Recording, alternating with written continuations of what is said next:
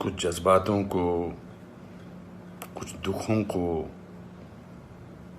कुछ हादसों को शब्दों में बयां करना बड़ा मुश्किल होता है। सुशांत सिंह राजपूत के जाने का मुझे जो दुख है उनका, तो मैं इस खबर ने मेरी आत्मा को ठंडा कर दिया, आत्मा को निचोड़ दिया है। दिल तक तो बात पहुंचती है, लेकिन आत्मा तक जो है वो दहल गई है। ये वीडियो बनाते वक्त भी सोच रहा हूँ क्या बोलूँ मैं, पर बोलने से कभी कभी, शेयर करने से कभी कभी नहीं, इस खबर पर तो शेयर करने से भी दुख कम नहीं हुआ। मैंने MS Dhoni the untold story में सुशांत के फादर का रोल किया था, और क्योंकि कहानी बाप बेटे की थी और इसलिए रिश्ता भी ऑफ द स्क्रीन बाप बेटे जैसा ही हो गया था।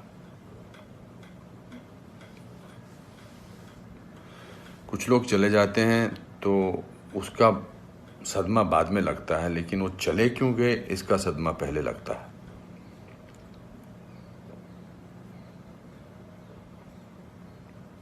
आई थिंक लोगों का एक दूसरे से बात करना बहुत ज़रूरी है।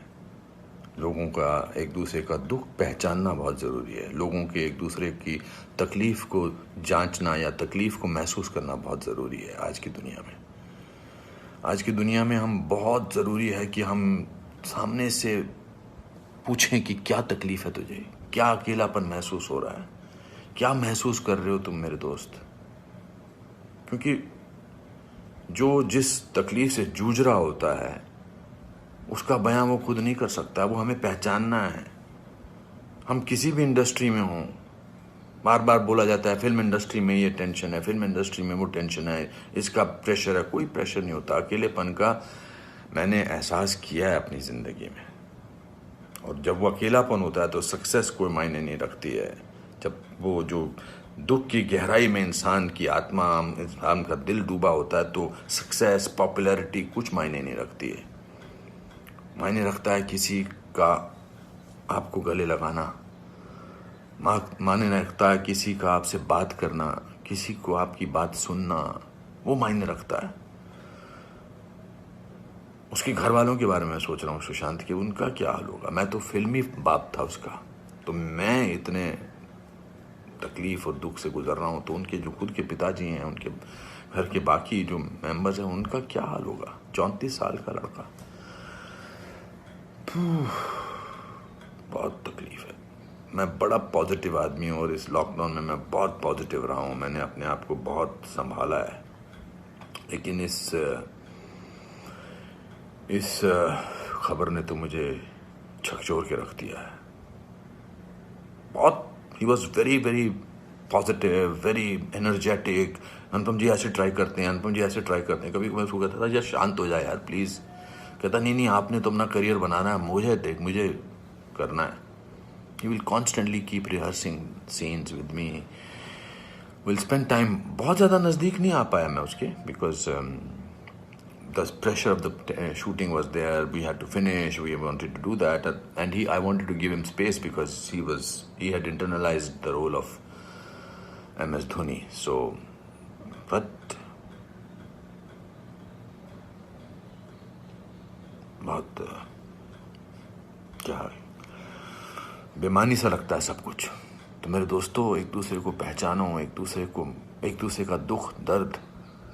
ऐसे ही पैंडेमिक ने, ऐसे ही हमारे हालात अजीब से कर रखे हैं। इस पूरे लॉकडाउन ने हमको अकेला कर रखा है। तो इस त्रासदी से, इस घबराहट से हमको समझना चाहिए एक दूसरे का दर्द, एक दूसरे की तकलीफ, एक दूसरे का अकेलापन समझना चाहिए और बढ़ावा देना चाहिए प्यार को, पॉजिटिविटी को, कंपैशन को।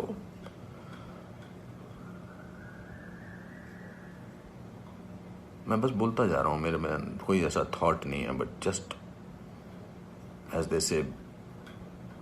सिकंदर ने बड़ा अच्छा वीडियो बनाया, मैं रोया नहीं था तब तक। उसका वीडियो जो इंस्टाग्राम पे, उसको देख के मैं रोया। उसने कहा कि ह्यूमन बनना बहुत ज़रूरी है। ह्यूमन बनना बहुत जरूरी है दोस्तों। बहुत।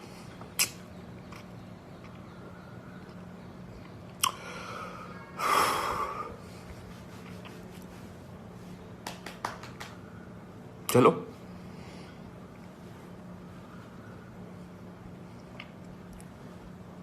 एक दूसरे को प्यार करो दोस्तों, एक दूसरे को समझो,